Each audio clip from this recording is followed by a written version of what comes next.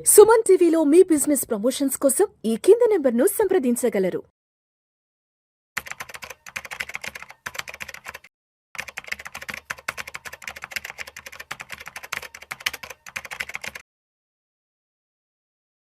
Suman TV ప్రేక్షకులకు స్వాగతం. నేను doctor Anil Kumar Bachu, certified financial ప్లానర్‌ని, ఆంఫీ రిజిస్టర్డ్ మ్యూచువల్ ఫండ్ డిస్ట్రిబ్యూటర్‌ని కూడా.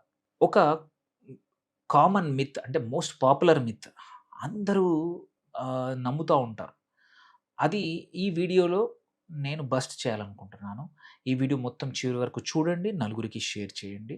ఎందుకంటే ఇది క్వైట్ ఇంట్రెస్టింగ్ అండ్ క్వైట్ కామన్‌గా అందరికి ఉన్న మిస్‌కన్సెప్షన్ అనమాట.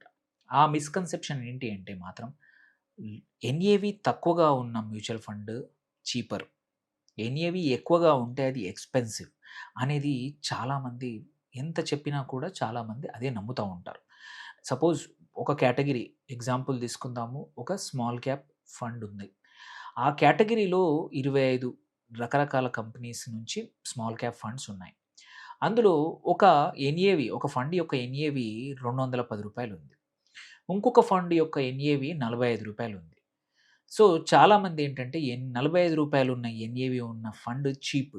సో, ఇది గ్రో అవ్వడానికి ఎక్కువ అవకాశం ఉంటుంది. అదే రూ. 225 ఉన్నది తీసుకుంటే ఇది ఎక్స్‌పెన్సివ్. ఇక్కడి నుంచి ఎంత పెరుగుతదో నమ్మకం లేదు. 225 నుంచి పెరిగితే స్లోగా పెరగొచ్చనే ఒక థాట్ ప్రాసెస్ అందరూ అనుకుంటారనమాట. ఎన్ఏవి తక్కువుంటే చీపరు, ఎన్ఏవి ఎక్కువుంటే ఎక్స్‌పెన్సివ్ అనుకోవడం quite common misconception.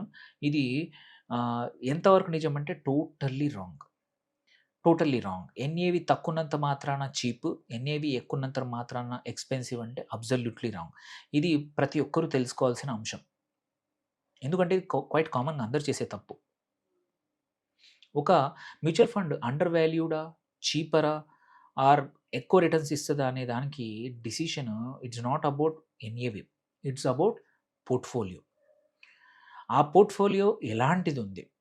And portfolio performance, ఆ పోర్ట్‌ఫోలియో మేనేజ్‌మెంట్ ఎలా ఉంటుంది బై ఆ ఫండ్ మేనేజర్. దాన్ని బట్టి మాత్రం తప్ప ఓన్లీ ఎన్ఏవి చూస్తే మాత్రం మీరు మోస్ట్‌లీ మోసపోతారు. ఇదే మోసం అనేది ఎక్కువగా జరిగేది. మోసం కన్నా ఇబ్బంది అవుతుంది. ఇది ఎక్కువగా జరిగేది ఇంకా ఎన్ఎఫ్ఓలు అంటాం, న్యూ ఫండ్ ఆఫర్స్. జనరల్‌గా ఇంకొకటి కూడా అబ్జర్వ్ చేయాల్సింది ఏంటంటే ఏదైనా ఫండ్ రీసెంట్‌గా లాంచ్ అయితే దాని ఎన్ఏవి తక్కువగా ఉంటుంది. ఏదైనా ఫండ్ 20 ఏండ్లు, 10 ఏండ్లు, 15 ఏండ్లు, 18 ఏండ్లు, 5 ఏండ్లు, 6 ఏండ్లు ఉంటే దాని ఎన్ఏవి ఎక్కువగా అవుతుంది. సో, అది రియాలిటీ. బట్ సో, ఏం చూడాలి మరి?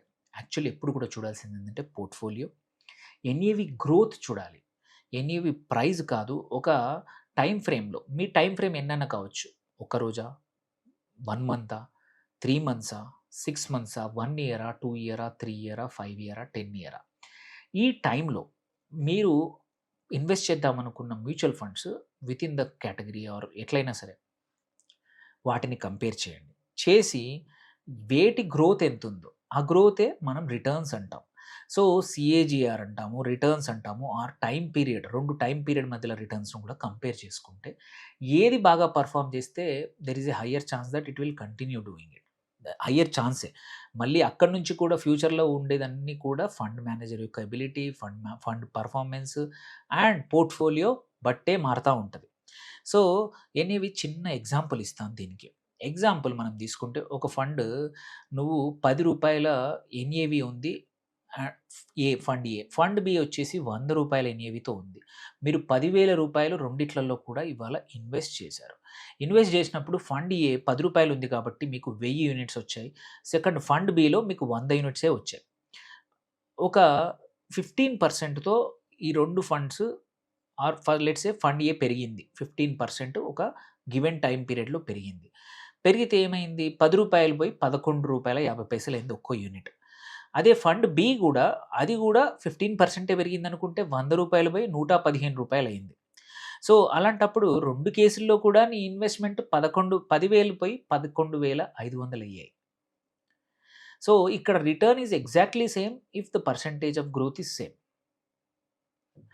Suppose yes. నేను మీరన్నట్టే ఎన్ఏవి తక్కువున్నప్పుడు అట్రాక్టివ్‌గా చాలా సార్లు అనిపిస్తుంది. మనం జూసుకుంటే a fund with 40 you might get more units when compared to 250. But more units doesn't mean more wealth. ఇది చాలామంది అర్థం చేసుకోవాలి. నేను ఇట్స్ లైక్ బయింగ్ ఇంటూ చిన్న స్టాక్స్ విత్ పెన్నీ స్టాక్స్ అంటాం. రూపాయి వర్తున్న స్టాక్స్ 10,000 కొన్నా, 10,000 పెట్టి 10,000 షేర్లు కొన్నా, ఇంకొక షేరు రూ.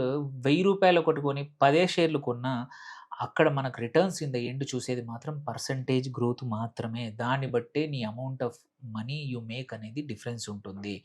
సో, అందుకే మ్యూచువల్ ఫండ్ ఎన్ఏవి బేసిస్ మీద, ఎన్ఏవి ప్రైస్ మీద కొనకండి. చూడాల్సిందేంటంటే past performance across multiple cycles. ఎలా పెర్ఫార్మ్ చేసింది ఒక ఫండ్. సెకండ్, ఫండ్ మేనేజర్ యొక్క track record. If it is a new fund or NFO అయితే మాత్రం ఫండ్ మేనేజర్ ఇంతకుముందు ఎలా ట్రాక్ రికార్డ్, ఎట్లాంటి టైంలో మార్కెట్ కరెక్షన్ టైంలో ఎలా చేశాడు, మార్కెట్ బాగున్నప్పుడు ఎంత మంచి రిటర్న్స్ ఇచ్చాడు, ఎలా నావిగేట్ చేశాడు. ఎందుకంటే ఫండ్ మేనేజర్ ఈజ్ లైక్ సముద్రంలో ఒక నావకి కెప్టెన్ లాగా. ఒక ఫండ్ ఎటువైపు వెళ్తుందనేది ఫండ్ మేనేజర్ డిసిషన్ బట్టి పోర్ట్‌ఫోలియో మారుతుంది. కొనాలా? అమ్మాలా? యాడ్ చేయాలా? లేదా? అనేది. సో, తర్వాత ఎక్స్‌పెన్స్ రేషియో ఎలా ఉందో కూడా చూస్తాము. అది కూడా. Then portfolio quality and diversification ఎలా ఉందో చూసుకోవాలి. అది వెరీ ఇంపార్టెంట్. అట్లాగే రిస్క్ లెవెల్ కొన్ని పారామీటర్స్ ఉంటాయి. స్టాండర్డ్ డీవియేషన్ గానీ, quite a few other parameters మనం చూస్తాము. ఆ పారామీటర్స్ ఎలా ఉన్నాయి? కన్సిస్టెన్సీ ఎలా ఉంది? వెదర్ అన్నిటికన్నా ఇంపార్టెంట్ వీటితో పాటు మీ గోల్‌కి ఈ ఫండ్ ఫిట్ అవుతుందా? ఈ కేటగరీ ఫిట్ అవుతుందా? అని చూసుకోవడం చాలా ఇంపార్టెంట్. ఇది అందరూ మిస్ చేసే అంశం. అట్లాగే మీరు సిప్ ద్వారా పెడుతున్నారా? ఎస్ఐపి ద్వారా పెడుతున్నారా? లంప్ ద్వారా పెడుతున్నారా? అది చూడండి తప్ప అండ్ మీరు గ్రోత్ కోసం చూస్తున్నారా? టాక్స్ ప్లానింగ్ కోసం చూస్తున్నారా? దేనికోసం చూస్తున్నారా? అది కూడా very important. These are more important factor than NAV price. Hopefully ఈ వీడియో చూసాక ఎన్ఏవి ప్రైస్ అనేది అంత ఇంపార్టెంట్ కాదు అనేది మీ మైండ్‌లో ఇంప్రింట్ అయ్యి ఉండాలి.